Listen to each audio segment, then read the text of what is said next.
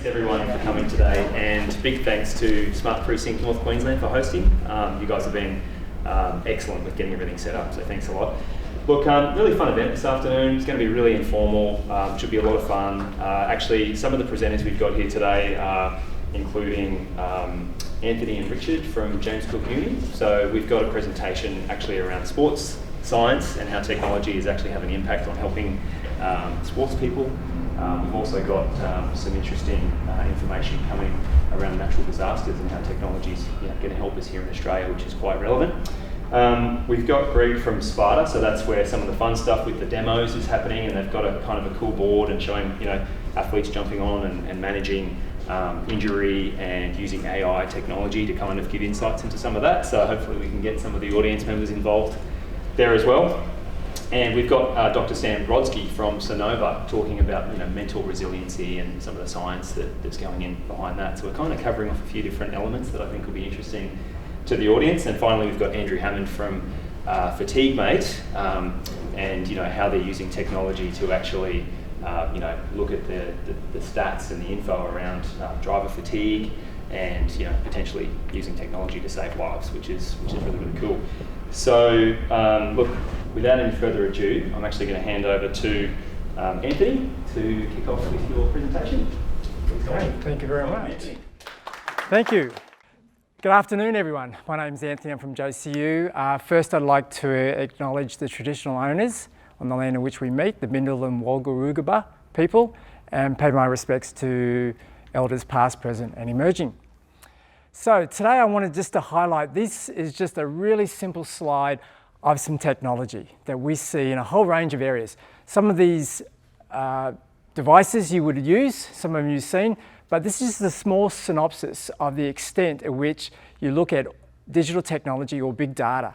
And there's a whole range of those. The typical ones are Polar that we're probably used to, Jawbone, Body Media, and Fitbit, etc. Now, part of the issue that we have in sports science is this is just some examples of technology. We have GPS units. You can see Catapult on the left here. From that, we can get distances, we can get intensities, we can get player loads, you can get a whole range of things. Typical commercial, community-based, looking at heart rate monitors. Lovely in terms of Fitbit, because you can then publish 1.5, 2 million people's worth of data, and you can then actually document where those people have actually been. From that, we can look at some analysis using automated and AI systems to look at how the brain controls your heart, whether you're over-fatigued, whether you're stressed, etc. And then lastly, coming up to summer, we've got cricket. We're watching video, we're analysing where the ball's going to go, but we're also using video to analyse how people jump, how they run, looking at the way they move, etc. So just some examples of automated. What I wanted to do is I wanted to highlight some of the research we've done, given that we've got a focus of basketball at the moment. This is a study we did some years ago and published. So I've been with or involved with the WNBL for a long time in some respects. So we were interested in women's basketball. We looked at all the Olympic matches for the last 4 Olympics, and we analysed every match, every statistic, and we wanted to try and work out how can you predict who wins. These are the 4 things that predict winning. How well you shoot, how many defensive rebounds, your steals and your turnovers. Okay, not rocket science, makes sense. But can we work it out so that we can actually make some decisions during the game? So here's an example. This is an example of an automated analysis. If we look at a field goal, the number's a little bit unusual. I mean, you can imagine if you're shooting 62%, chances are you're going to be winning.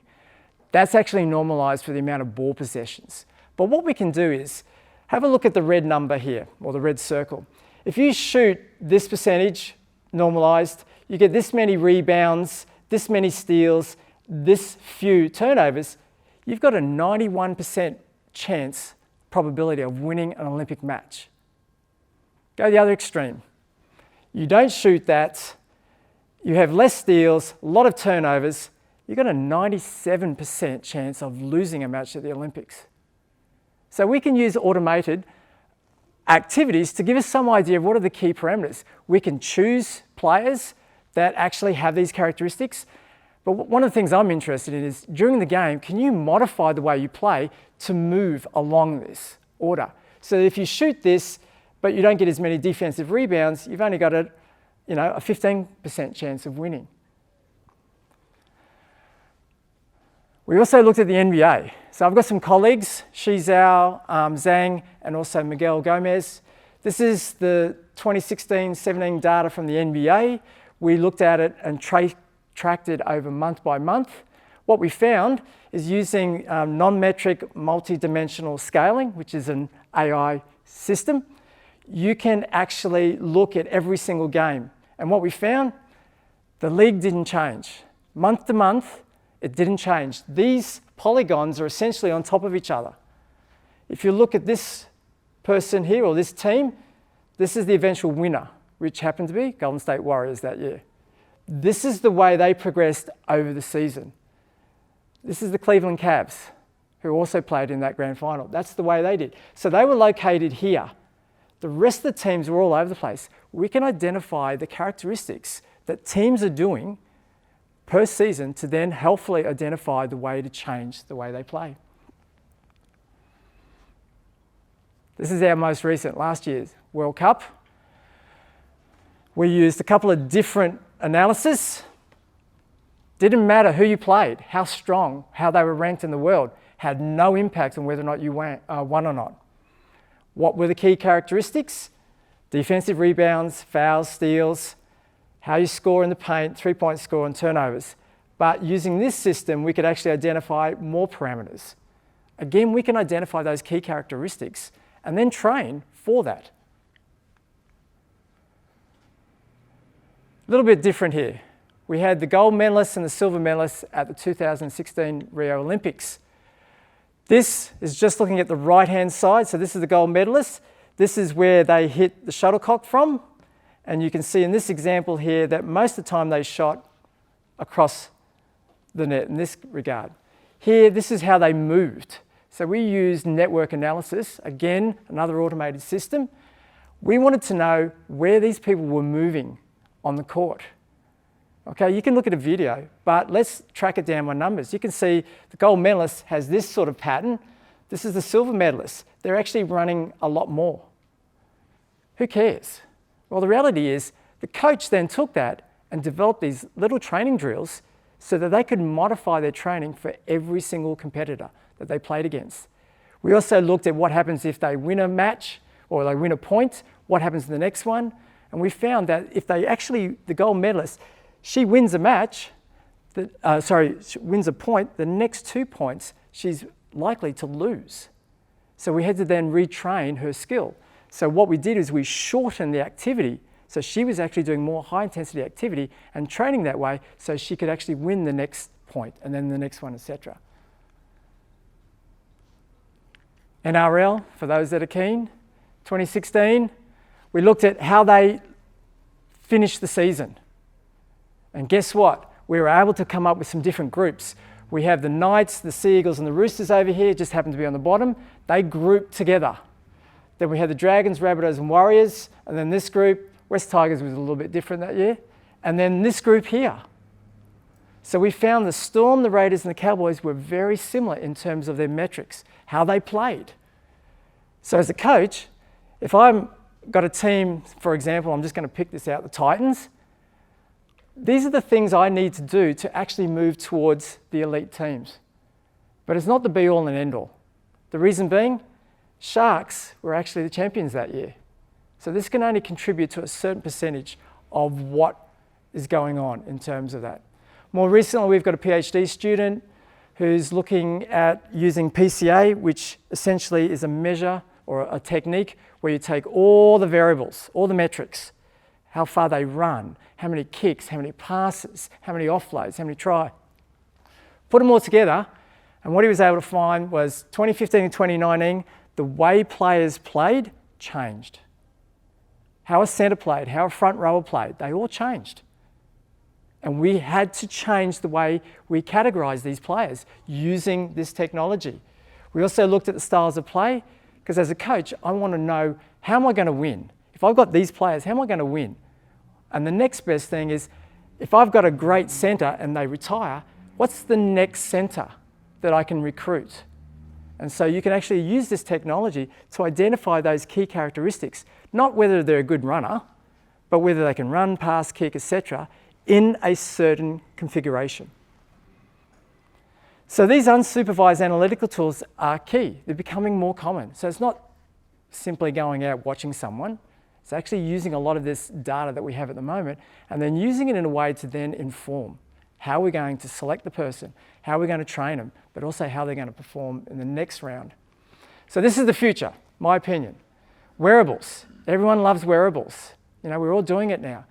Hopefully you've seen we're doing some data at the moment with the WNBL. We're collecting wearable information on certain members every game. We have GPS, we have IMUs. IMUs are the new thing at the moment, the new toy. Heart rate biomarkers. Biomarkers are the huge future, I think, in terms of that. You know, most of you are familiar with using lactate or cortisol, alpha amylase. The ability to measure how the body is responding live is going to be key. So, you know, it's no longer just wearing a GPS unit. The future is injecting something that will actually monitor you while things are going on. Cognition, sleep, wellness, these are all key parameters that are key. You know, we've seen working with military, we've seen it working with elite athletes, and also occupational settings as well. They're all important. In terms of elite sport, these aspects are really, really important. Looking at how much you're recording, what are those metrics, but then being able to combine all these together to look at how it can increase performance. And then looking at patterns. You know, who cares if you can run 20 meters in 3.2 seconds? It's how do you move in respect to that to then increase your performance. Scouting, talent ID, all important. The old days of looking at video and just going, yeah, they're a great player, are gone. It's adding all these numbers up and putting in a format that actually have sense. Thank you.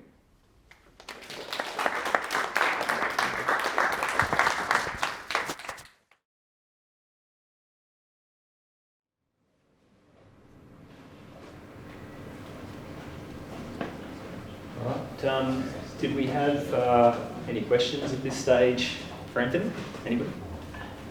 Yep, got one over here.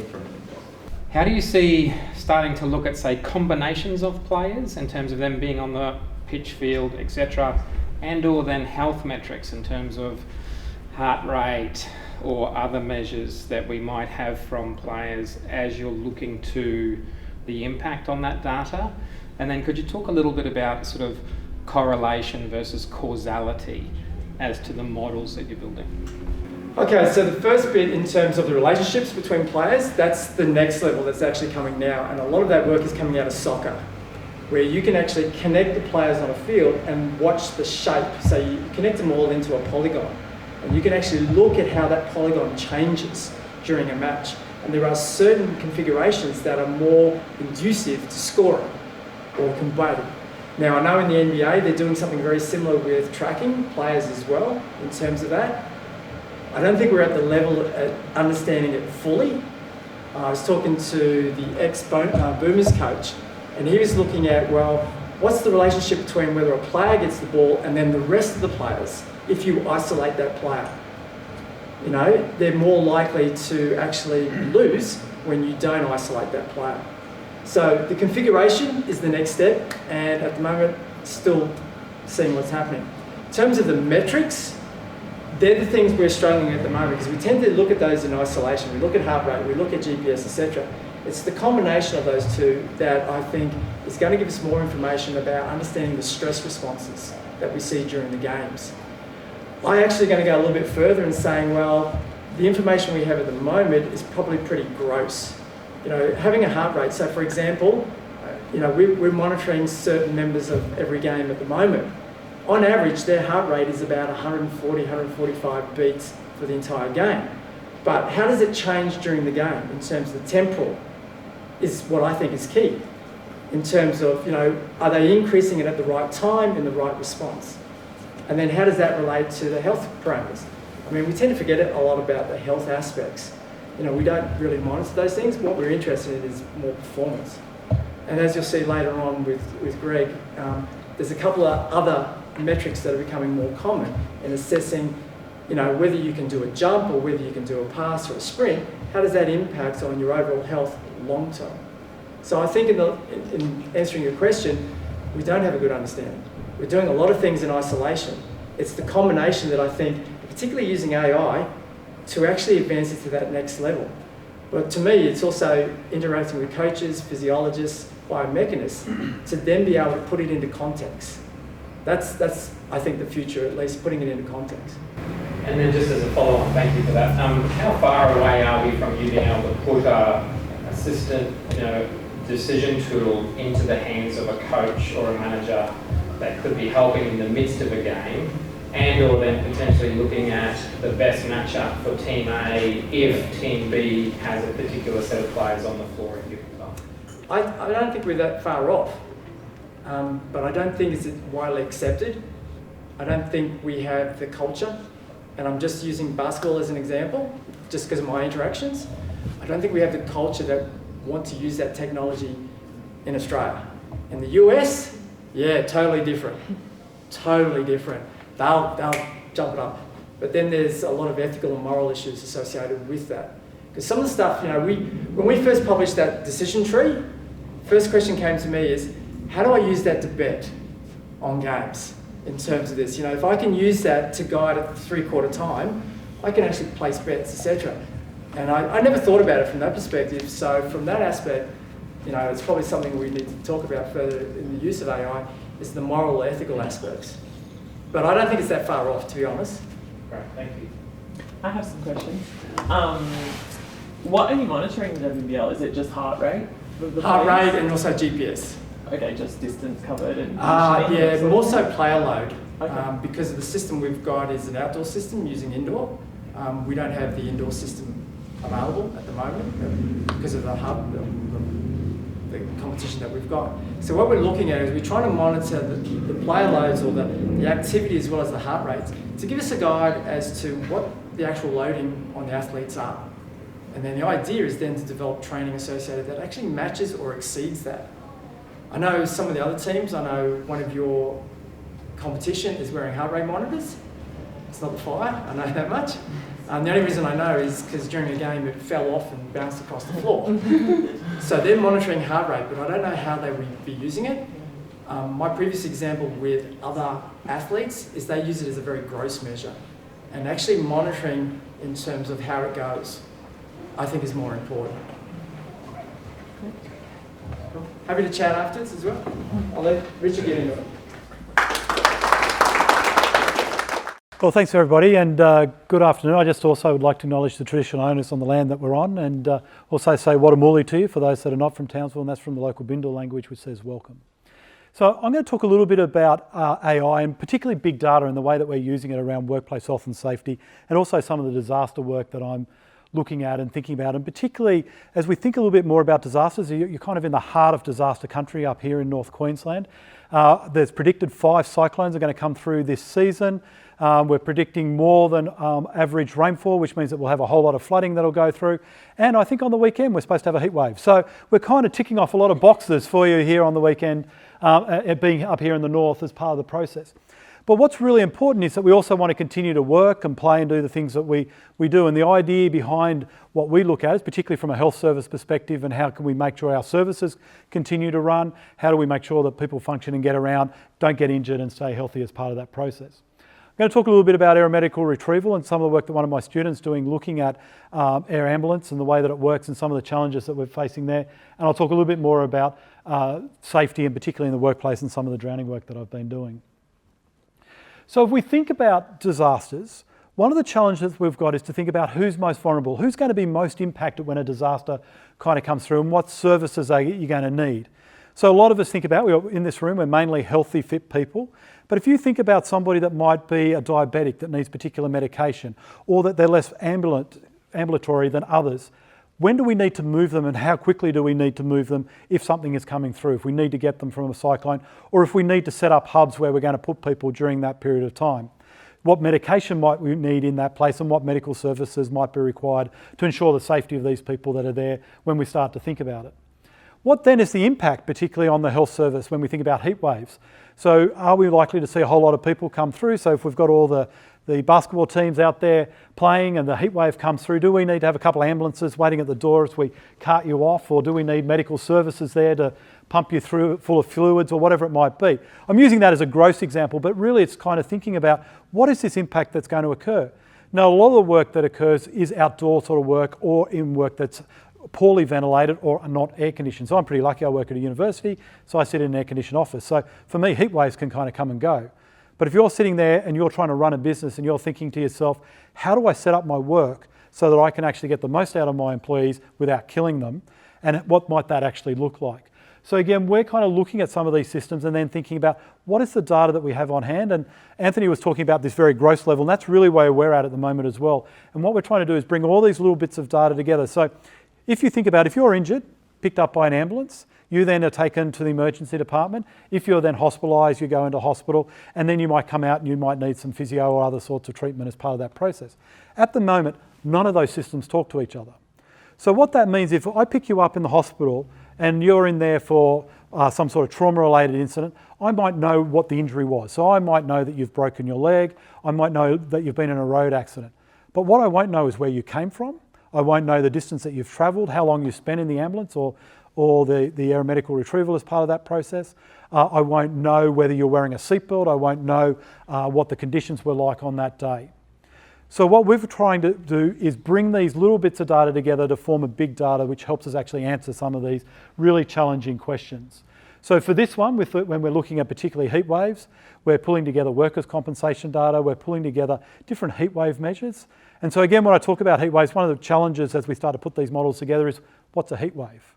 And so for us in the north, it's a different definition to those of you that probably come from Canberra, because the heat waves there is a heat differential. So if you've got more than a 10-degree difference between the evening temperature and the day temperature, that's classified as a heat wave.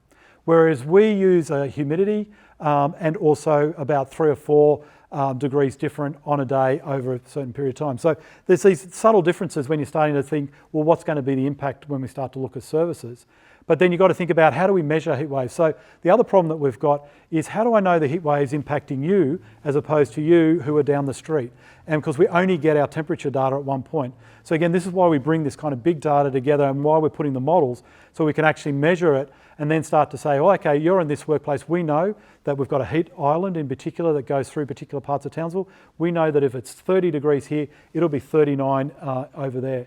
And then if you're thinking about being an employer, you're then saying, well, actually on this day, we need to make sure we get you in early or get you out late, or we might need to change the way that we work. And then if we start to think about the conditions that you're working under, so if you've got a cardiovascular disease or underlying sort of heart condition, we might not actually say you don't come in today, or you might need to work the night shift because it's going to be cooler as part of that process. So this is where we're kind of moving with some of this, and this is a very early sort of part of just trying to cobble the data together to get it to talk to each other. You think that all the health service stuff would actually be really easy, but it's not, and it doesn't talk to one another as part of it. And that's just some of it. I mean, health has, last count when I was looking at it, over 100 different data sets when you look at it. So if you want your MRI stuff, that's another data set that you've got going on. If you want your pharmacy records, that's another data set that you've got going on there. If you want your sports and exercise science stuff that they're doing in one of the departments, that's a whole nother data set that doesn't make it into what we've already got. And so we're trying to merge these together to help us inform, and then also help the services think about it. So if we know that you live in a particular area, we've got an older population with more cardiovascular disease, we might say you're actually going to need to situate an ambulance there, or you might need to put on more ambulatory staff so that we can actually respond in a timely manner to bring people in as part of that process. And then if we think about some of the things like agriculture, so again, are you driving up in between Cairns and Townsville, or are you driving? So you will have seen a whole lot of this is sugar cane on the side of the road. You've probably seen a few sugar trains as well going along as part of that. One of the things that's really interesting about that is that they do that 24 hours a day.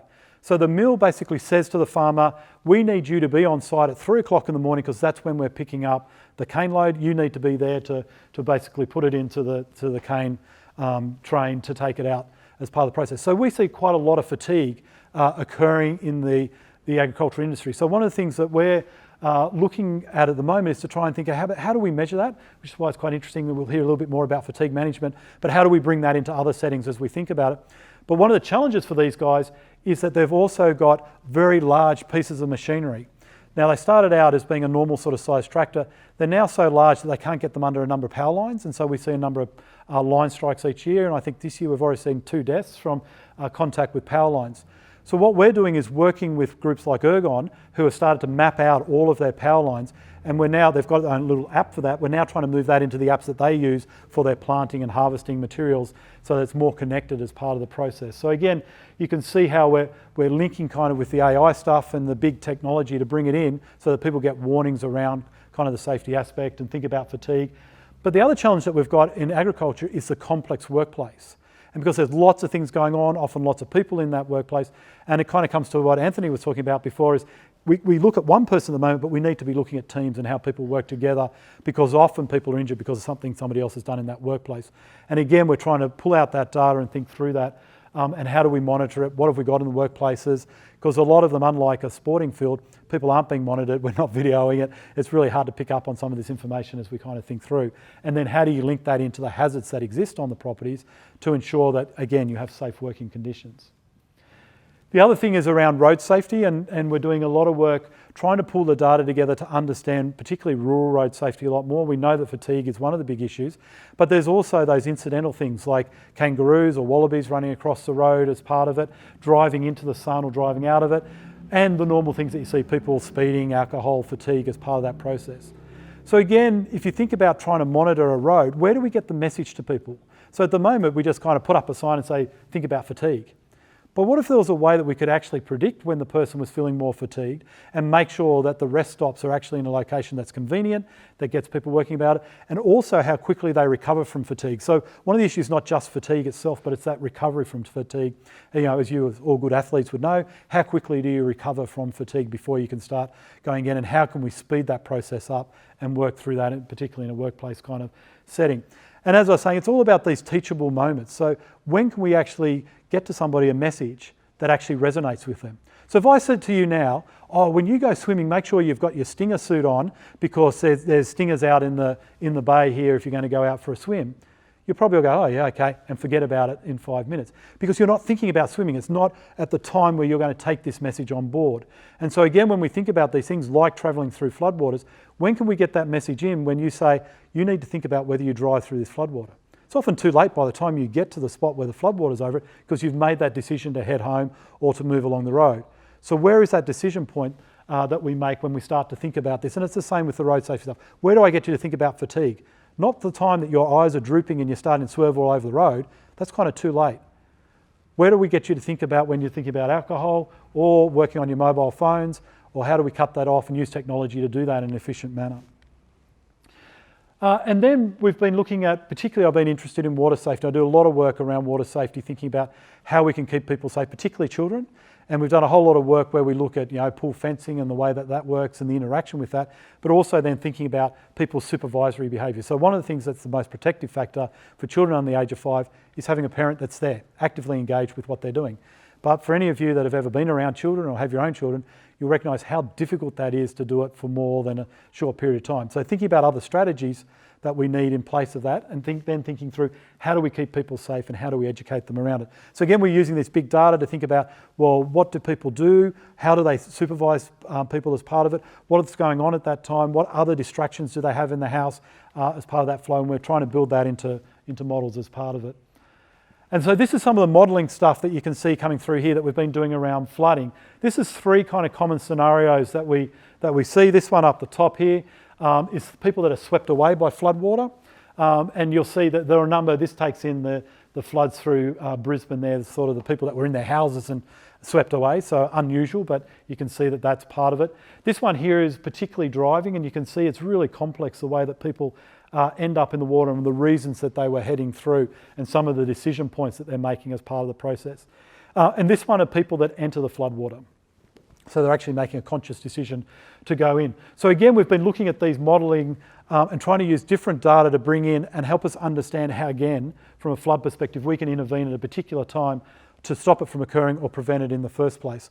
So again, we're trying to build these models because what we want to be able to do is this in real time. So this is kind of old data that took us a while, crunching the numbers, spent in a room, playing around with stuff, and we want to develop up these models, as the question was before, how do we do this in real time that kind of comes through? And thinking about having your app running that kind of says, warning, warning, stop what you're doing, you're in trouble as part of the process, there's floodwater, whatever it might be. So that's where we're trying to work with this, is to get the basic infrastructure right, so you can then put it into an AI model that then actually helps make that decision for you. Same with when you're supervising children and thinking about it. So we know that a number of parents think that their kids are in bed asleep at the time. A lot of parents now have monitors that they use for children in the rooms that can then be used to alert them about that they're moving or moving into high risk locations like driveways or like swimming pool areas where there's a high probability of being injured or causing death. And then with the Aeromedical Retrieval, with one of my students is looking at this, we've got a linked data set again where we've brought in Royal Flying Doctor data. And what we're really looking there is to think about the journey that people make to end up in high acuity care. So we use a hub and spoke model here in Queensland. So we've got a couple of regional centres that people come into, and this is being done in central Queensland in Rockhampton. And so people will fly in from the various areas for service in Rockhampton. And then if they need more, they'll be flown to Brisbane or up to Townsville for that service.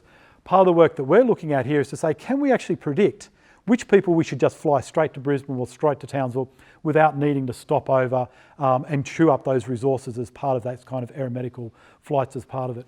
We're also then looking at who's more likely to be aeromedically retrieved, what that then looks like from a service perspective, and being able to do some predictive stuff in the different regions around where people live to say, yeah, we're going to need more services in this area, but we're going to need less in others as part of that process. And we're trying to get, the infrastructure right so that the data can come in real time. So instead of waiting for 2 or 3 years for this data, it can be put into the system and the clinicians and others can be making decisions about what's going on in their service. And then the last one that I want to talk about is just around workplaces. And as I said before, we're really trying a lot more to use kind of measures in workplaces that actually help people be safe. And I put a couple of these pictures up just to remind me that we've got a whole lot of stuff going on with people that work at heights. It's quite challenging working at heights, and people fall from heights all the time, but they forget to put their harnesses on. They don't put the harness on properly as part of what they do. Some people will work at heights without even doing that type of thing. So how do we get people to know what's going on? But we also have problems with people freezing at heights and people stopping working when they're at heights, and we don't know who that's going to be, and it doesn't always occur at the, sometimes people that do it quite often it happens to, and others it doesn't. So again, we're trying to use some of the technology to think about how do we work through to prevent these sorts of things from occurring. How do you then automate it into a scan that can do this room, for example, and says, oh, yep, you've got some cords over there that are detached. Oh, you've got a hazard here in the middle that you're going to need to do something about. And so being able to try and automate that sort of process that allows anybody to look at the situation that they're in and lets them know what the hazards are and what the probability is. The other thing that we're working on is to try and individualise it a little bit more. So again, at a very gross measure, we talk about, you need to do something to keep yourself safe in that workplace.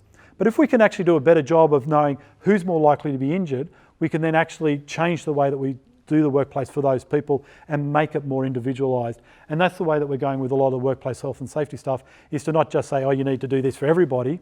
This is actually really important for older people or new people in the workplace, or those that are doing this particular activity, or those that have these particular kind of signs or fitness levels or whatever it might be. So again, this kind of individualised, like individualised healthcare, we're talking about individualised workplace health and safety that ensures that more people are safer in the workplace. So again, it's really about using big data to try and develop the models that we can then in real time insert the data in that gives you a kind of a algorithm that helps you make a decision. Again, it's about probabilities, and the problem with probabilities, we're not very good at understanding what probabilities mean. But again, it gives you a decision matrix that helps you be more informed about the way that you work, and hopefully make it that you can spend more time working and less time having to worry about safety when you're in a workplace. So thanks very much. So Sparta Science is out of San Francisco. It's been going for about 12 years. Back in 2016, I was working in an elite NRL club, and we had some major issues coming around musculoskeletal health. I'd come out of 25 years in large corporate IT. I was running a team of about 500. We started to have a lot of mental health issues.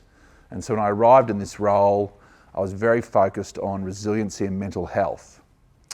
But what I soon worked out very quickly was that if your body was broken, it didn't matter how tough you were mentally, how experienced, how much cognitive ability you had. And so I changed this triangle to sort of look at musculoskeletal, injury prevention and recovery, mental health resiliency, and then purpose and community. And that triangle together, you could sustain elite performance. For us, the club I was involved in here at the Cowboys was we had our legends coming to the end of their career. And in sport, we have an ability where we have, obviously the player wants to go as long as they can. We have medical's opinion, we have coaching's opinion, but we had no objective data. And in elite sport, you just don't bell curve off, it sort of arrives and falls. Secondly, we had in the sort of market under our top players, we had players who have about 50 to 150 games experience who are really, really valuable. But you can't play 50 to 150 games and not have an injury. So we could qualify you out whether you'd fit in culturally, whether you had the right work ethic.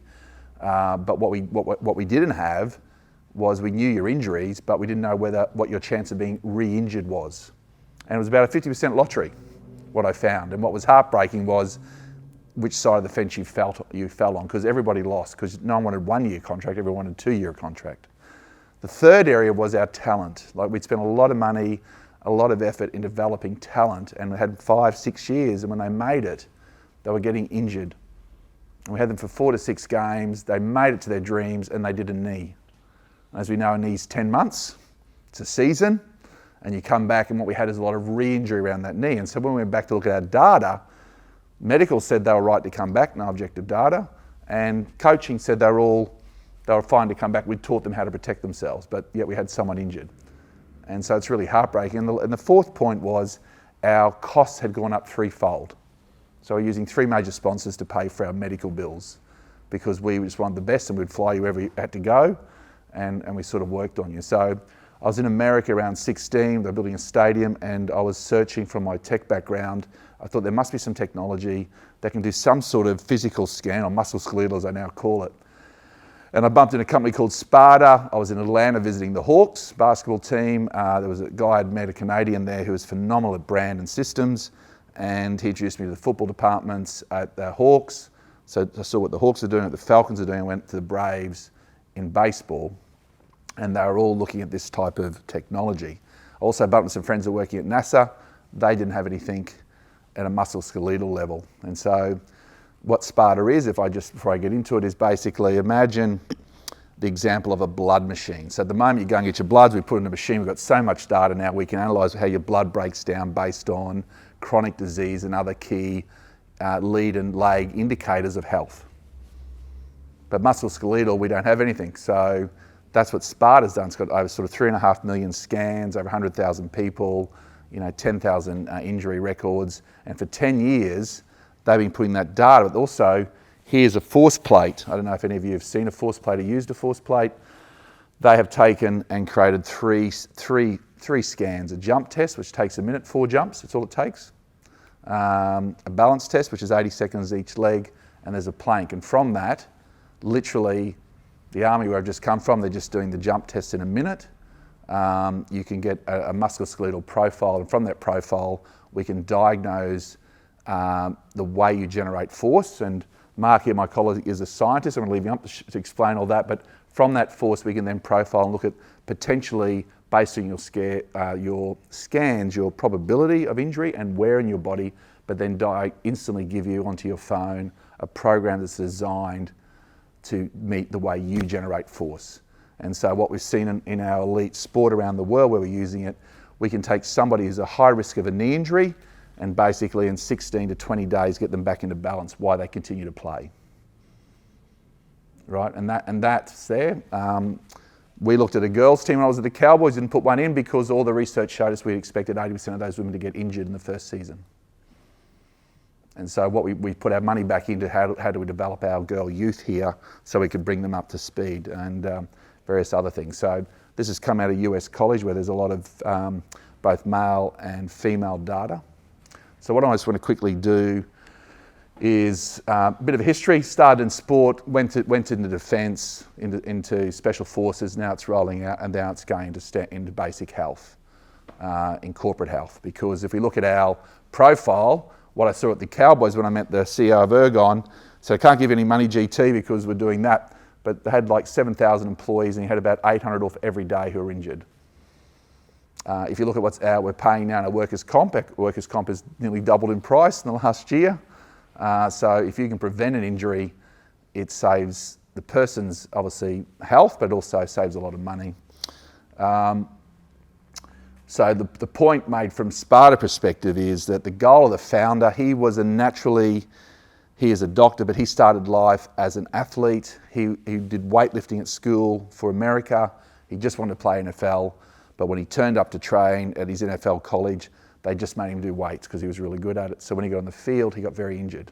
And for the year of getting into his, dream position, he was out injured and ruled out to play. Then went and played rugby, met a future coach, came out to Australia and New Zealand, trained, did 3 months of training, first 5 minutes of the game because they trained him in the gym. He had an injury that ended his whole career. He went back and did strength and conditioning coach, was so upset there was no objective data. He went back and did medicine, and his whole goal for the last 10 to 12 years is how do I create a vital sign for movement? We have something, for temperature, we have something for heart rate, we have nothing for musculoskeletal. Our current assessments are objective in this area, right? And it's really hard when you try and get standardization when everyone's got a different opinion. And you will see that in sport. Physios will have different opinions, doctors will have different opinions. So you as an athlete, if you're injured, you can get very lost. And so there can be a lot of limited accountability with that. And so what the Sparta system is you have a force plate, you do a very simple test, it goes in the cloud, instantly diagnoses that, gives you a feedback and allocates a plan. It's pretty cool. What we talk about is this predict, prevent, and validate. And so you'll see that pretty shortly. The system, I've converted this from a file note to PowerPoint, but basically it takes this scan. So that force plate, which we machine manufacture out of the US, takes about 3,000 pieces of data a second. That's IP, and then can calculate how you generate force with this movement, put it into a database against the whole 3.5 million scans with algorithms, and then convert that into measurements to identify how you generate force, how that affects your body. What we can do now is we can sort of identify these regions very quickly because we've got so much data. Mark will talk about that. And what I've got here is the jump scan, which I'm going to throw over to Mark. And who'd like to try it, and we can show you on the screen. Now I've done it. Yeah, come out. I can see you're very keen. Yeah.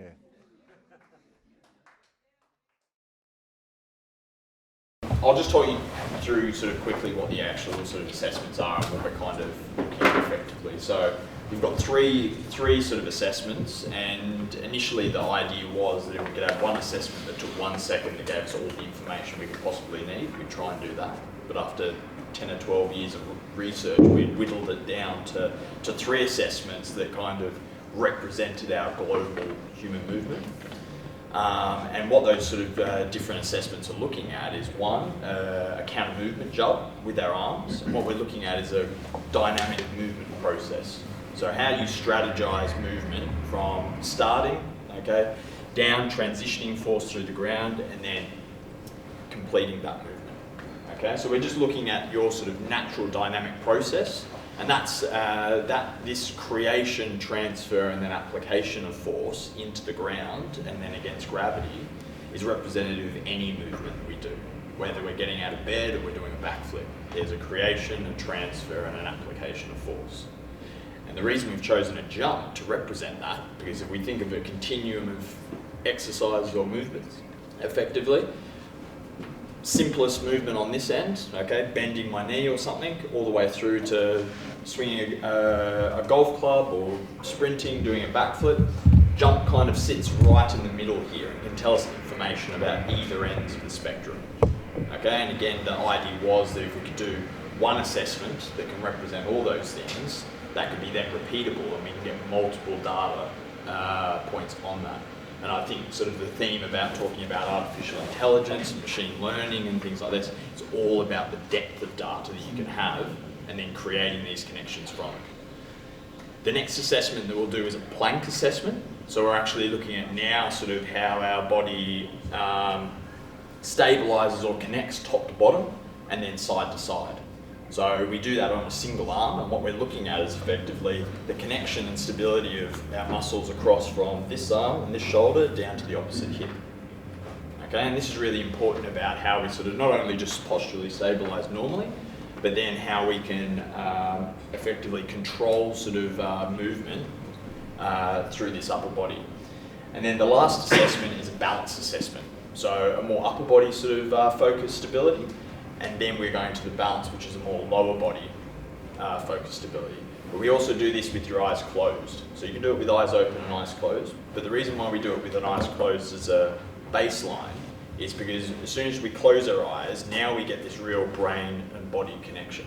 So we're not just looking at physically how you can stabilize and then use the rest of your senses. We take away that sense of being able to see, and we're really getting an insight into how your brain and body actually connect to be able to stabilize. And the most important thing for that, no matter if you're fit, strong, healthy, weak or anything, the way you fall and the prevention of falls is a major indicator, okay, about our sort of injury prevention. Effectively, okay, really, really straightforward. I'm not looking for, there's no perfect way of jumping, it's how you naturally jump. The only thing that I'll ask you to do is just stand still, start with your hands in front of you, then try and touch the ceiling. Okay, Michaela, you're on. Start with your hands in front. Nice and still. Just that one. Yep. Good. That's it. Nice and still. That's one. 26 centimeters. Okay, I'll go higher.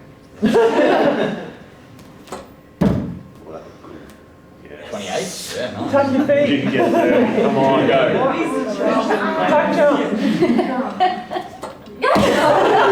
Good. There we go. Oh! We're getting warm now. Yeah. You got this. 31. Get it. Now she's getting into it. Good.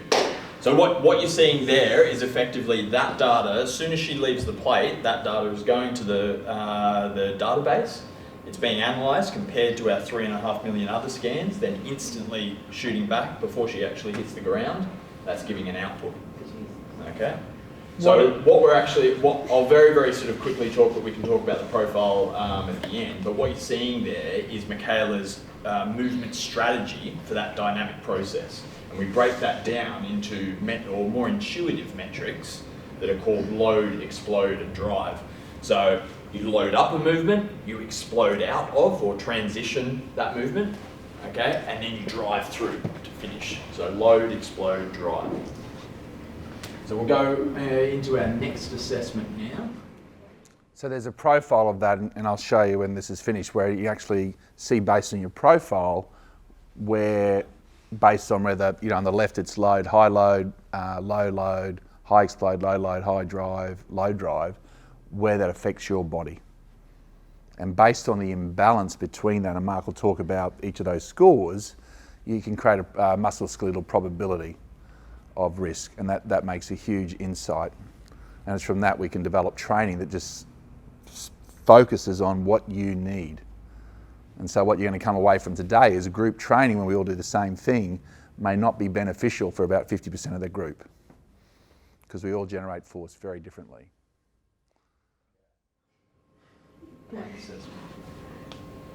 So protocol for the plank is first you'll stand on, it'll weigh you, Yeah. okay? No, don't worry, nothing's going to Okay. come up.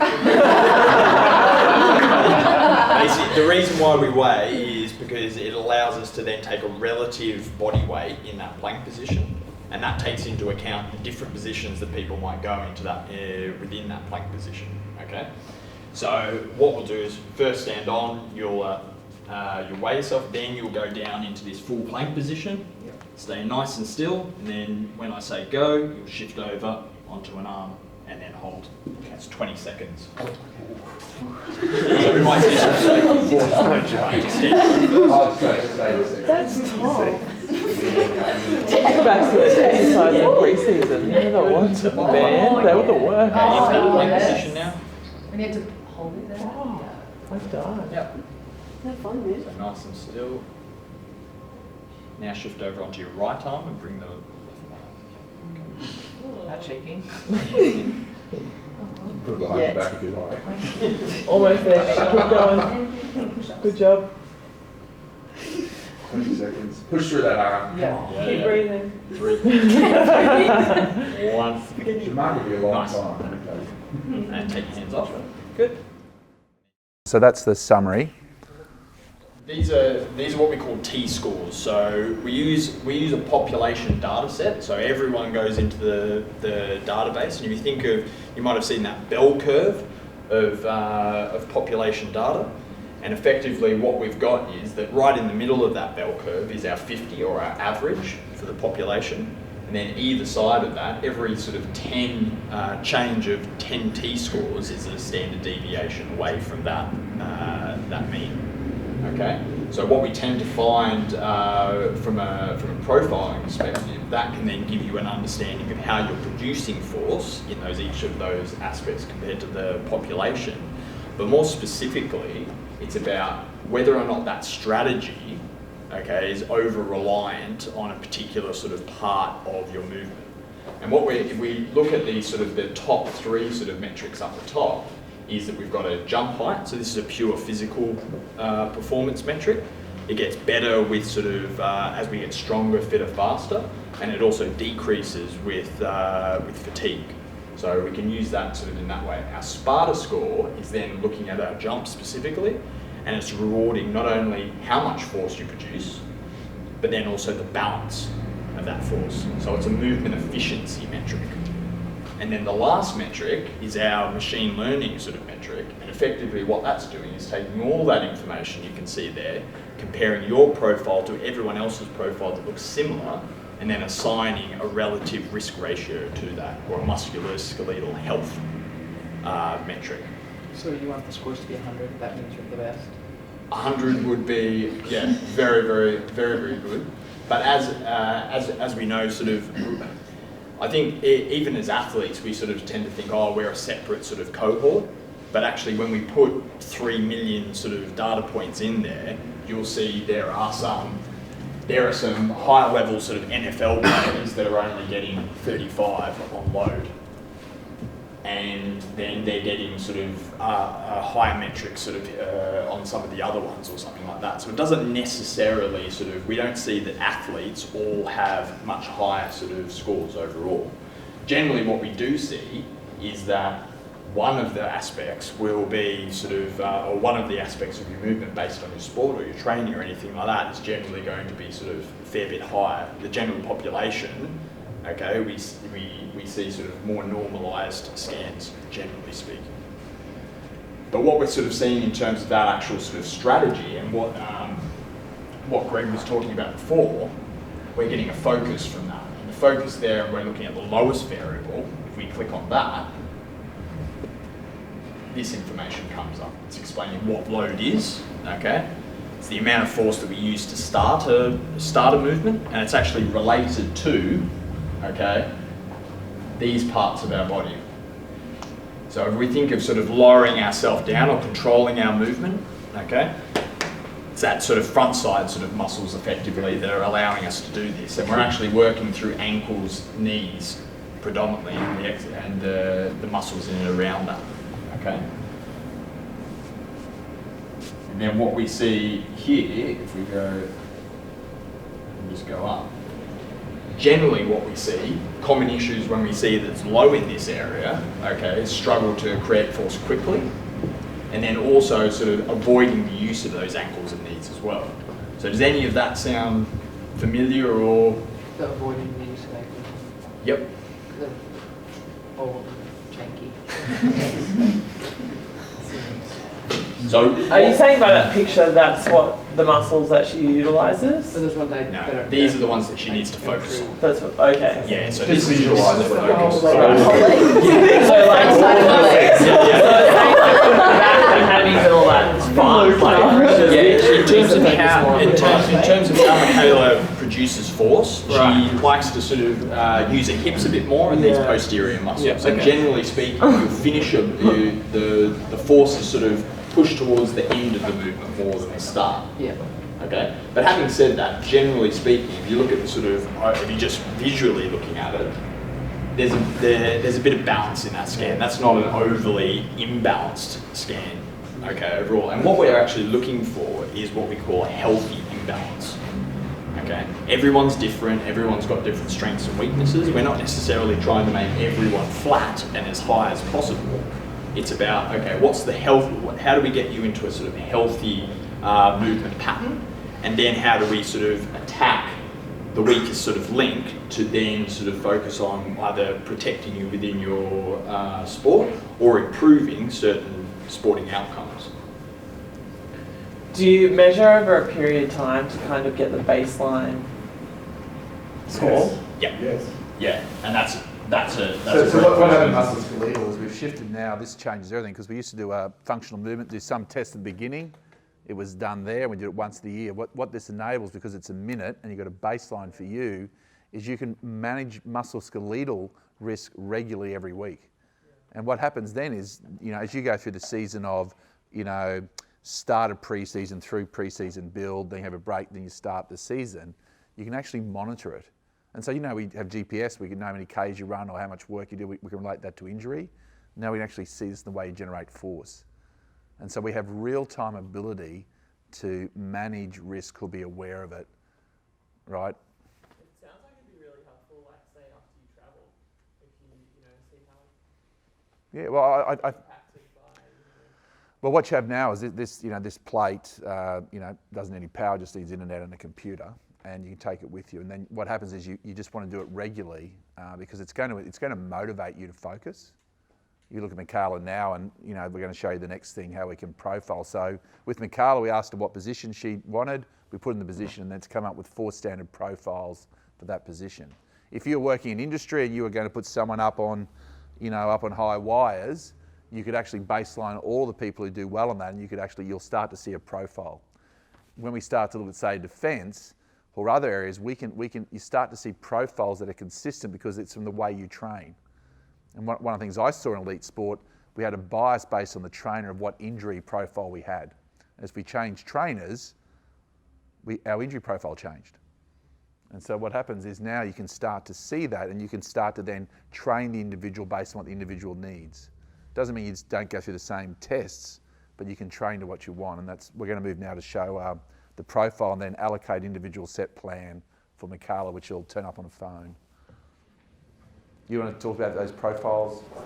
Yeah, so I mean, effectively what we can do is from that then sort of look at, okay, from our database of basketballers, what are the sort of common profiles for that particular position, and then we can actually go, okay, well at the moment we're looking at sort of Michaela's profile here. Your strength is that sort of transference of force, and that's probably because you're a basketballer and that's what you do all the time, okay? But then that ability to sort of create force initially, if we just sort of touch this up a little bit, okay, that's going to then allow you to then actually use all this force that you're creating over sort of here a lot more efficiently. And we can actually then go, okay, take that a step further and go, is there a particular style or way that you feel that allows you to play your best basketball?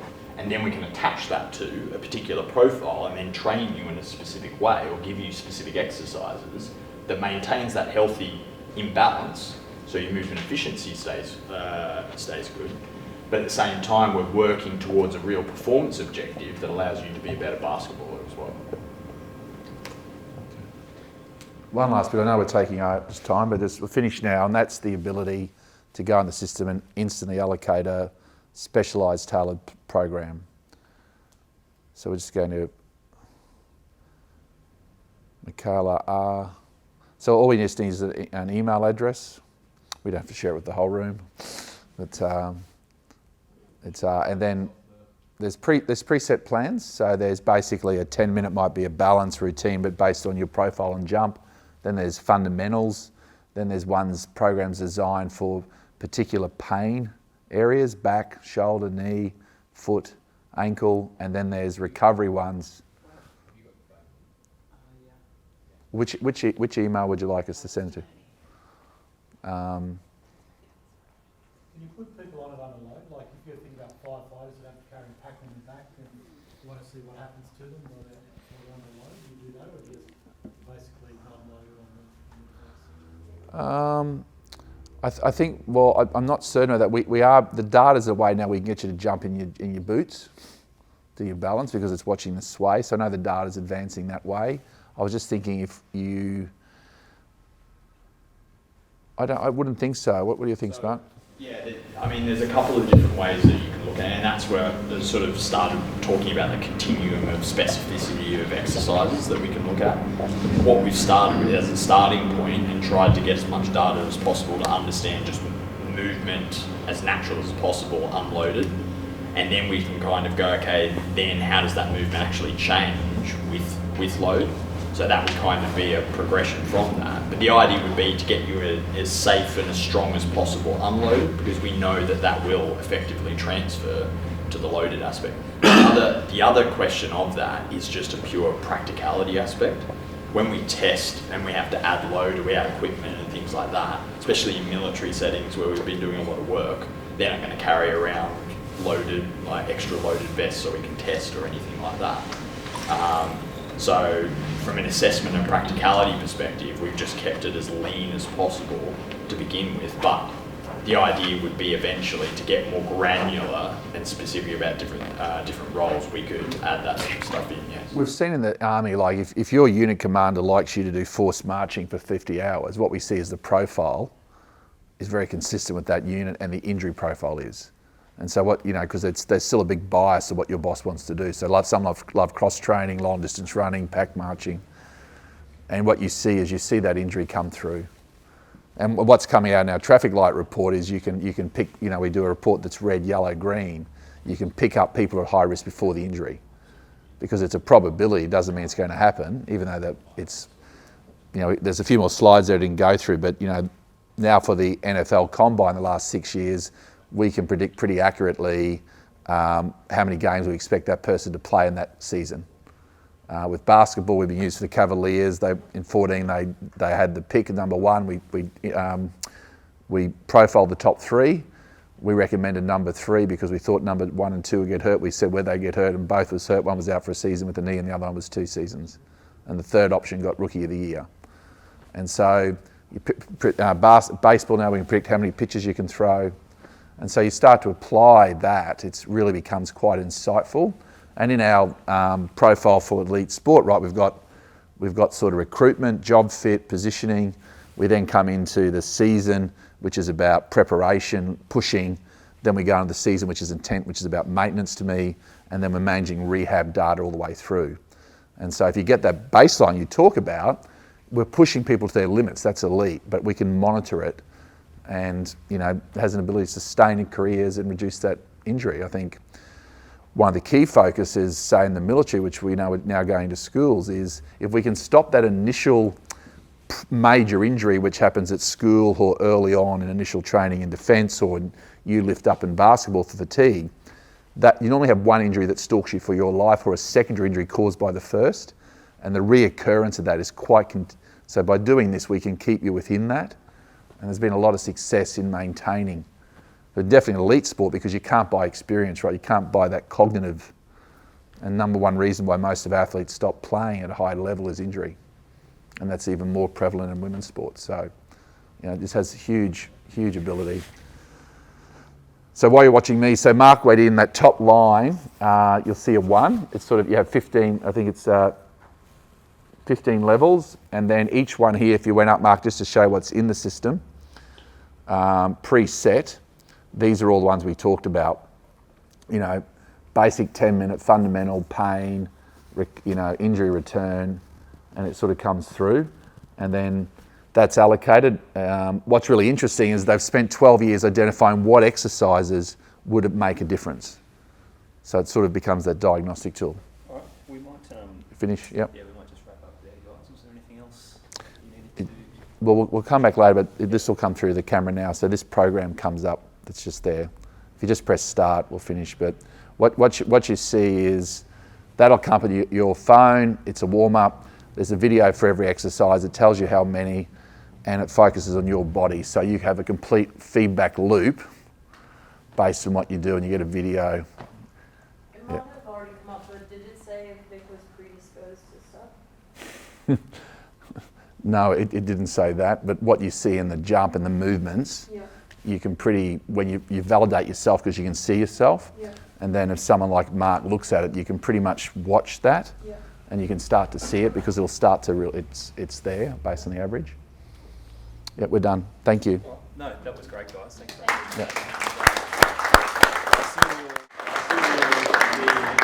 Welcome to the new virtual world, huh? And no idea who's there, and hopefully you're all well from sunny Melbourne down here.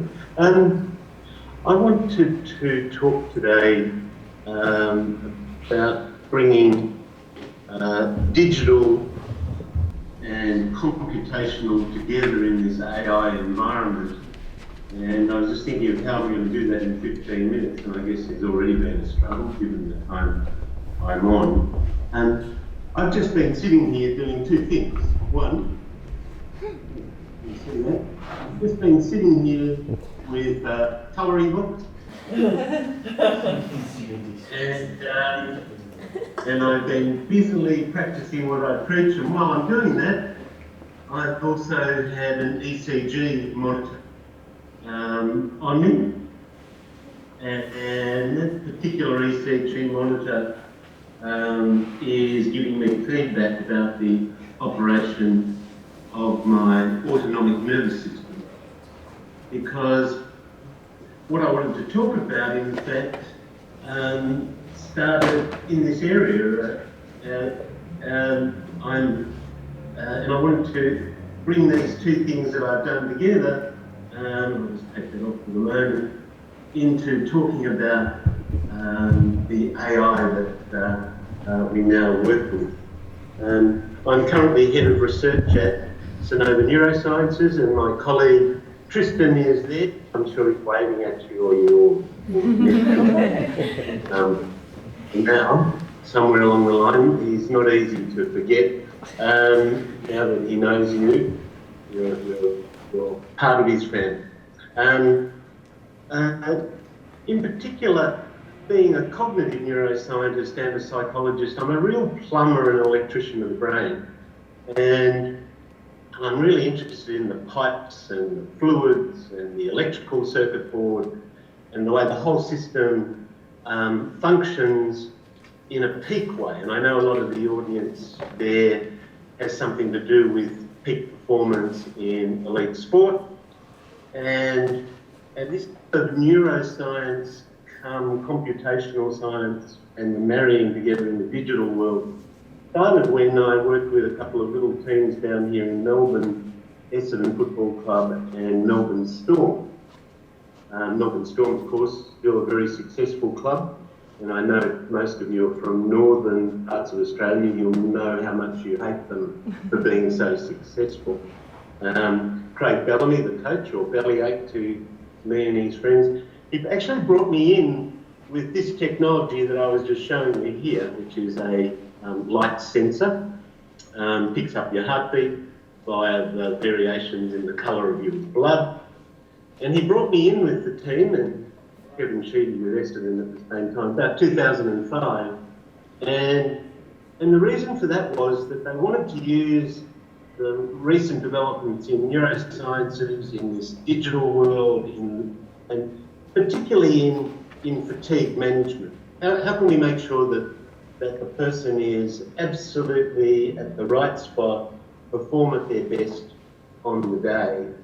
And we use this technology, and someone else is going to talk a lot more about HRV applications, but this particular one is about HRV, heart rate variation, which back in 2000, when I first wrote the program behind this technology, was really unheard of or unknown.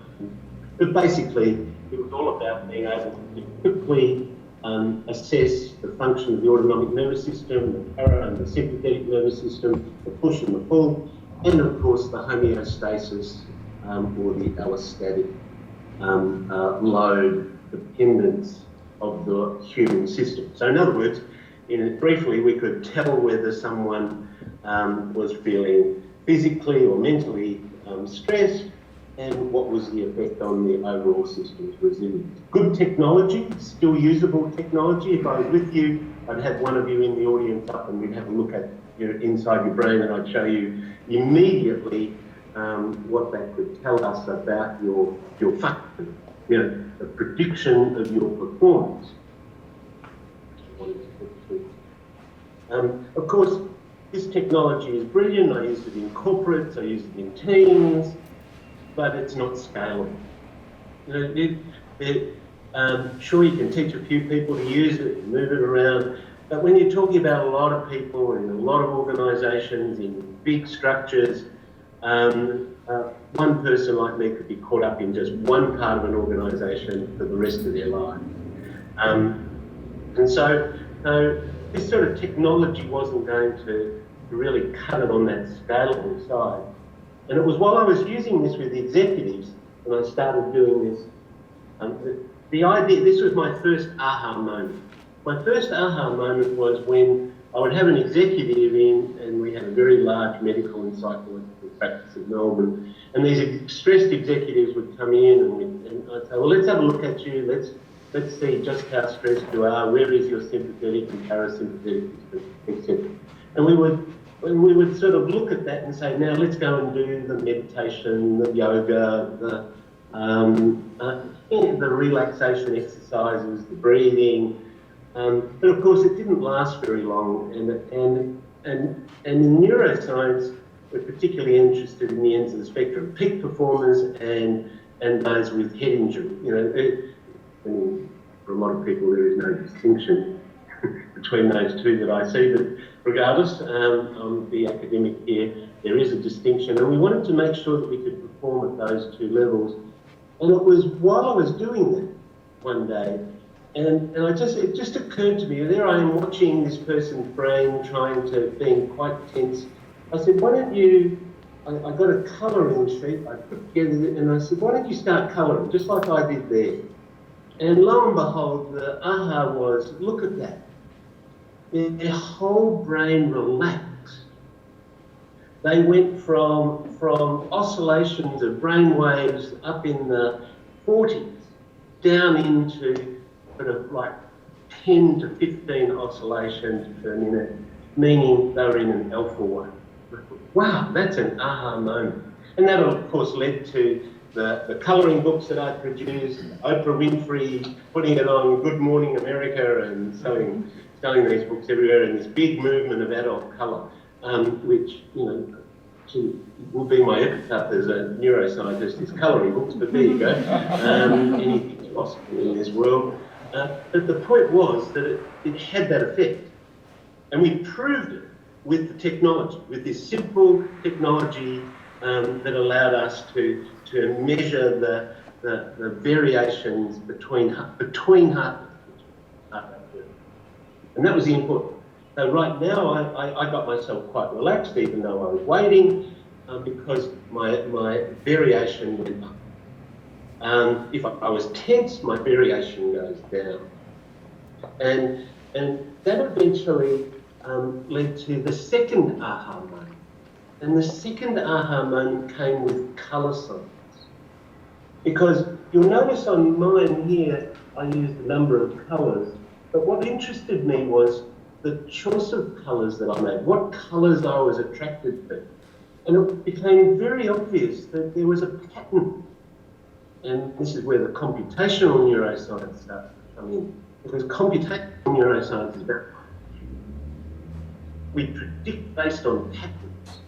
And wasn't it interesting that deep in our unconscious, deep in our enteric, parasympathetic, peripheral systems of our autonomic nervous system, big words, but basically all of our central nervous system functions, lying in there, our choices of colours actually are deeply seated in there, such that you could observe a pattern of colour choice by my patients or clients or sports people, which really closely align. And in fact, once we put the neuroscience into place, actually aligned brilliantly. There were certain patterns of people who were feeling tense. There were patterns of people feeling quite quite positive and ready to perform. And so all of a sudden there was an opportunity, if we sort of got a bit of the new Python softwares that were going on that would allow us to actually bring this data in and continuously learn from this data, could we in fact be able to find a pattern to these which would be scalable? And that's what we went about. And in fact, that system I called OSCAR, and in particular OSCAR AI. And OSCAR stands for an Optical Spectrum Computer Aided Robotic, OSCAR. And because it's really interesting in how the brain interprets the light into colour and has a reaction as deep as your gut. Because, you know, that whole brain system of neurons that wraps itself from your throat down to your rectum, you know, 2 million neurons all wrapped around that whole system, busily chatting away to each other to make all of that food move from one end to the other. But they were also communicating with the brain. And the brain actually has a very strong sense of, and it's very, very much part of our old brain, our deep linked brain stem. And the discovery really was that those deeply seated colour choices had their play in our real world. That we could actually say, gee, look at that. We can actually get some sense of where the behaviour might go. And we decided to test it, as all good neuroscientists will want to do. And we did start testing. We started to actually move and say, well, if we can pick resilience being defined here as a physiological regulatory control system. In other words, in the autonomic nervous system, when your regulatory controls are at their best, you're at your most resilient. Your physical and mental systems are being balanced and they're coming back to the norm quickly. And we were able to see then, well, we could predict, can we predict where your resilience might be without having to use this? Could I, in a test, ask you to look at 14 colours, and based on which ones you're drawn to, could I put together an algorithm? Could the algorithm predict where you might be on the physical test? And the answer to that was very, very much good. In fact, we operate in validity and reliability in the high 90s, and our confidence, rarely are we more than 1% out in terms of 99% confidence, 1% chance of being wrong. And we've done this with over 20,000 tests in one of the client organisations, where we've been looking to say, can we, in the first instance, get a handle, link this with this physiological process of resilience? But then that gave us another one. Could we in fact predict other behaviour? And one of the big things we did there was we said, well, could we predict someone's state of mind in the sense of their safety behaviour? In other words, let's take a group, let's find those that could stay safe for 3 months, 12 weeks. If we could get them into what we call a neuro blueprint, in other words, we get that group of people who all from 3 months from the time of testing to the time that we test again, could we predict that they would stay safe? That in the sense that anything that they could have had any control over, obviously a meteorite hitting them on the head from outer space is totally unpredictable, but their ability to in fact remember to read the safety sign and not cross the road and get run over by a truck is that we could predict, that would be something that would be avoidable and we could predict. And we've done that. And we've said, okay, we've created this again, a neuroprint of safety or staying safe in the first 3 months. And we're now, and those sorts of numbers we've been talking about are the numbers that we've been, 20,000 people, and the predictions are incredible. But again, it's within that narrow window. But because we're not looking for people that have had injuries, but now that we're able to collect information from people who've had incidents and incidents that were avoidable, we're now able to use the computational neuroscience to load those colour patterns into our database, into our learning algorithm, because obviously we bring more and more data in and the algorithm continues to learn. And so that we've had, in this area, we've had approaches from people who want to, can you predict this person will be able to sell? We've had, can you predict if this person in a third world country applying for a small credit card, can we predict that they would pay the money back to the bank? Anything in this sort of behavioural area can actually, as long as we can get a finite and defined view of what the behaviour is, not some generalised leadership, we would need to know something that's a bit more defined.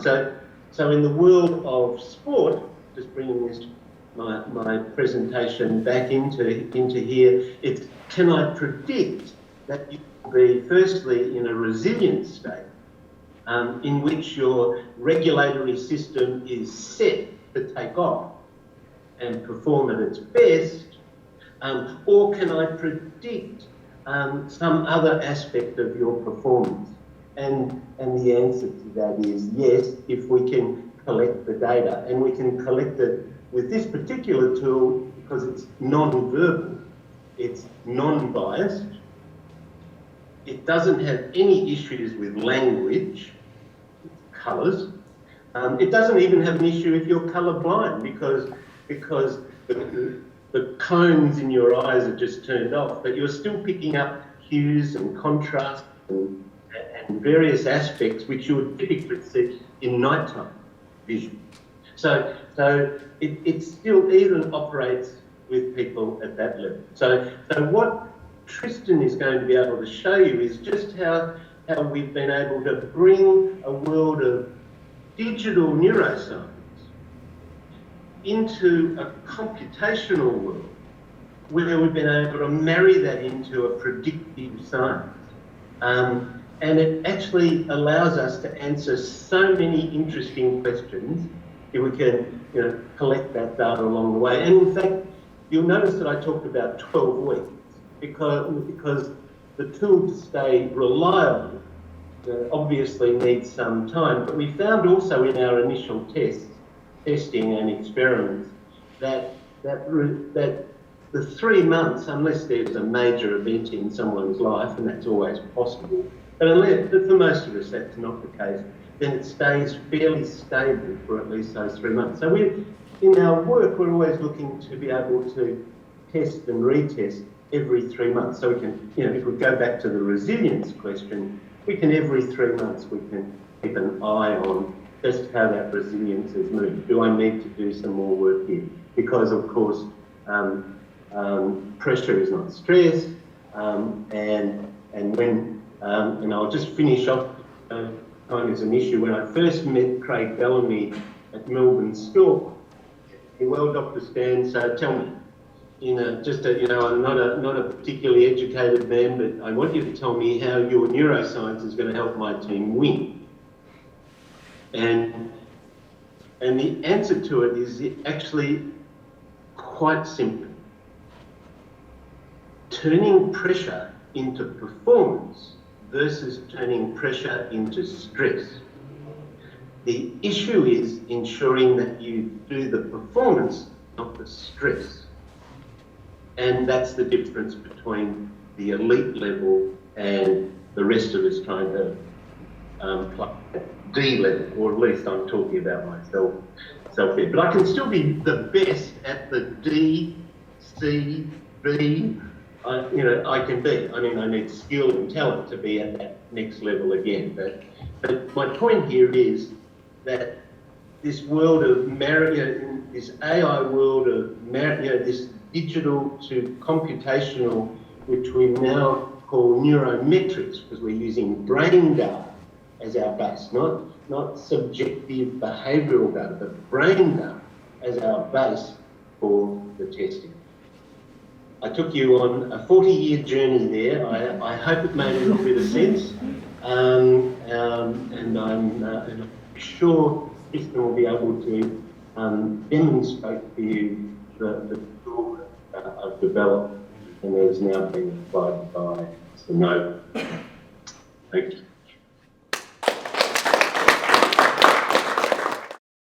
I thought we'd just share a little bit about our fatigue mate journey. So KJR in 2018 went in a little hackathon and our team managed to win, which was really cool. And since then we've been developing the product as just a sideline business. So it's sort of like this thing that we do when we're bored doing what we normally do and that sort of stuff. So the reason that it came about is that in heavy vehicle truck driving and accidents in general, there's a lot of death. So 2019, there was 50 drivers that didn't make it home. So that's 50 dads, grandpas, brothers that didn't make it home evening, essentially. 18 lost to fatigue and 5 lost to cardiovascular. So just about half of the deaths on the road were due to cardiovascular and fatigue, which was what we're trying to do. And today it joins a lot of the topics that we've already discussed today in terms of how the technology works and what we're trying to do with it. The other interesting thing is that of the deaths in the broader trucking industry, you can see here, number one cause of death is heart attack and then heart disease, essentially. So unfortunately, in the trucking industry, we have a predominantly male population. I think it's like 99% male drivers. An aging population, so most of our drivers' average age I think it's 48 years, which is moving them into prime cardiovascular risk area. It's terribly unhealthy as a job, and that's not only is it just because it's a sedentary task, because they sit down all day, every day, essentially, but access to good quality food, good quality rest areas. It's just of all the jobs that there is, it's probably the worst you could probably get into. And so what we found with the work that we're doing and the way our system works and joining it sort of all, as I say, touches on a bunch of pieces here.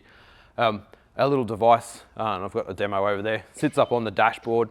And what we've done is we've converted the steering wheel into an ECG monitor. So essentially you've all used a treadmill, you put your hands on the little bits of stainless steel and it measures your heart rate.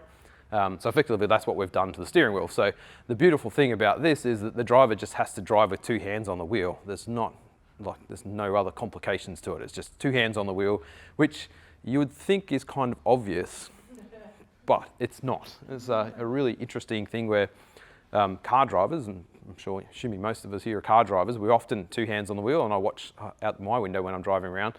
Truck drivers, for some reason, I'm not sure why, they just don't like doing it. They've always got one hand out the window, they're sort of faffing about. So, and maybe it's just because they do it for 12 to 14 hours a day. I mean, that's, if you had to do the same thing all the time, you'd be probably a little bit, you'd develop some poor habits, essentially. The interesting piece that I want to share with you today is, geez Louise, let's go back a bit. Doesn't actually present particularly great there, but essentially, when we're talking about ECG, and Dr. Stan mentioned it, and it was mentioned earlier, we're looking at heart rate variability, and essentially, heart rate variability is the space between each of the heartbeats, essentially. So when you're relaxed, as Stan was talking about and others were talking about, you have a fair bit of variability because your heart is adjusting to whatever you're doing. So as I'm moving around, my heart goes up a little bit and then it'll come down a bit. And so this drive is actually one that we did to go down to Thredbo. It presents terribly on a big screen, but you can see during this period on the way down to Thredbo, the blue is sort of bouncing around quite a bit, and that's just the heart, my heart as it happens, adjusting to whatever was cruising along there. And there's a period where we've got some coffee and that sort of stuff.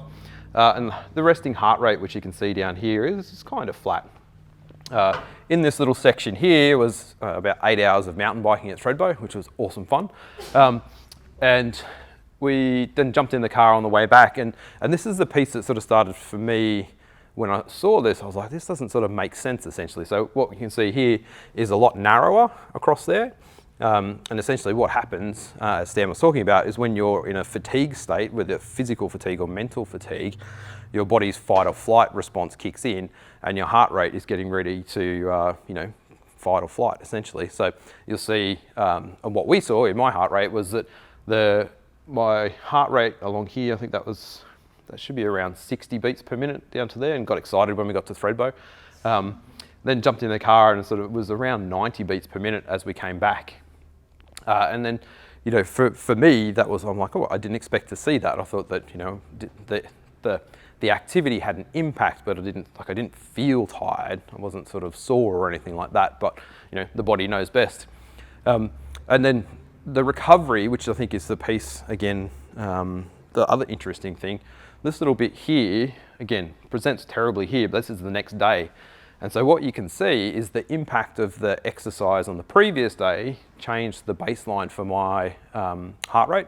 So when I woke up, I was actually fatigued because all the exercises sort of caught up, and that had me in a state that wasn't super fatigued. I didn't feel super tired or anything like that. But it was enough that changed my baseline and the biomarkers essentially. And if we take that back to what we're trying to do with the truck drivers, or actually anyone, and it's probably similar for you girls as well, is that if we know that the person is in a more fatigued state at the beginning of the day, then we can start to predict how their day is going to be, and we can get them off the road earlier so that they don't fall asleep at the wheel or anything like that. Out of curiosity, how long is it between like the Thredbo activity and when that comes back down, your heart rate? So at this end? I think we got home at 9 and I was back in the car around 8, so just under 12 hours. Yeah. So it was a reasonable, and memory serves me correctly, it was a decent sleep and stuff like that, and hadn't been drinking because we were driving. So yeah, so it's quite interesting seeing that. In terms of that impact, and I guess that's the sort of thing that what we're looking at with the truck drivers is to baseline them, the drivers, understand where they're at, and then understand how the day is going to progress. And again, this one is, again, my data essentially, so I can share it with you. Against the baseline, so the green colour is where my heart rate is in its, not optimal zone, but in its natural zone essentially. And where the orange is, that's my heart rate is elevated essentially. And the whole purpose of this particular slide and this particular analysis is to see how my days are tracking. So this is each day. And the variability, so the difference in whether it's a big, lots of variation in heart rate versus narrow on the right-hand side. So you can sort of see on this side, mostly green. So the heart rate is about where it's expected to be. But on this side, there's very little green. And so I do a lot of cycling. And so typically what happens is when I go out for a ride of a morning, then jump in the car, what we see is my heart rate, again, thinking back to the Thredbo, is my heart rate is elevated and the variation is narrow as I'm recovering from the cycling activity. And a couple of times, like within this sort of graph here, these two in particular, there was a 100k ride in there. And so essentially there was a fair bit of impact on my heart rate variability, and then the next couple of days it was sort of off kilter a little bit. And again, what we're trying to do is to baseline the drivers or baseline whoever's using the system to be able to predict and then help get the optimal performance from them. The last slide of the day, as it happens, you would have seen on the highway, if you've driven up to Sydney, if memory serves me, it's just before Pheasant's Nest, there's a sign on the road that says only sleep cures fatigue, and there's lots of places the same thing. This is a trip that I did to Sydney. So in the morning, I hadn't had much sleep because my daughter was at graduation. So she rang me at 1 o'clock. Dad, can you pick me up? Yeah, great, awesome. And then I had to take her home so she'd get changed to go out to another party and drop her off. So anyway, it was not great. And you can kind of see this one presents a little bit better. Is that flatness there was in my case, a bit of fatigue. And the other interesting thing was that was 5:30 and around 5:30. We noticed that your body's circadian rhythm changes a little bit, and also in that particular drive, it was the sun was coming up as well. So I don't know, it just happens to be my the way that my body works is that woke me up essentially. So again, I wasn't feeling sleepy because otherwise I wouldn't have driven. But then it sort of got into a more natural pattern, and you can see the heart rate there is pretty stable. Lots of variability. This particular period I found interesting because everyone's body adapts quite differently, right? So this is me, again, so driven to Sydney, worked for 8 hours-ish, jumped back in the car, into traffic, elevated heart rate. I don't like traffic. I like driving in Canberra where there's not that many cars and stuff like that. And you can sort of see this, we record what the traffic conditions are out the front. So in the middle of Sydney, North Sydney, if memory serves me correctly, high heart rate, getting out on the M2, starts to come down. Then by Pheasant's Nest was, had started to come down to the point, which was kind of natural. But then what actually happened here was the night before caught up with me, and I was physically tired at this point. Like I actually was, I don't think I was micro sleeping or anything like that, but I was like tired enough that I'm like, this is not going to end well if I push through. So I actually pulled over, and so in this little spot here, there's about an hour I just had a snooze on the side of the road to deal with the fatigue. And the interesting thing that you can see in the observations is at this point, heart rate was going up as the body was starting to fight. Like you know if you're tired and you're like trying to stay awake and stuff like that. Heart rate was elevated, had a snooze, heart rate came back down, variability went back up. So through here you can kind of see it's narrow, went back up, and then essentially by the time I got home, I was back to resting heart rate and stuff like that. So it's a really, I think as a case study, it's quite a good one in terms of demonstrating what we're, the sorts of patterns that we're trying to see in our drivers, or any drivers essentially, and what we're trying to do. And also looking at the ECG gives us an insight into the overall cardio health. And so if we're taking observations, essentially all day, every day, we'll be able to see deteriorations in cardiovascular health as well as fatigue. So, and as it happens, we're over to Mount Isa tomorrow out to one of the mines to put one of our units in. So just happened to be quite randomly, they rang up and said, we want to do a trial. And I said, oh, it's great, I'm in Townsville. So just jump on a plane over there and do that. So yeah, we're rolling that one out. So as I say, kind of all of the presentations, even though, and we hadn't actually shared any notes on the presentations today, it was interesting. So it's kind of touched on all the different presentations and they've all had sort of quite a common thread, which is good. And the AI piece and the machine learning piece that we're doing in here is to actually look at the data that we're seeing in the observations and look for these sort of patterns of flatness for fatigue, and then try and predict out if my heart rate, at this point here, where the heart rate started to be elevated and fatigue set in, if we can pick that, then we'll be able to plan through that and then say, driver, you need to be off the road at somewhere in the near future. Yeah, so I said I'd be quick. That's it. That's the done, dusted. Over to you, Graham, to wrap it up. Brilliant. All right, well, thanks again, Andrew, and I'm sure if there's any questions, Andrew and the other guys will be hanging around, and thanks again to all of our presenters today. That was, really fascinating presentations, and thanks again to everybody who's attended, and have a great day.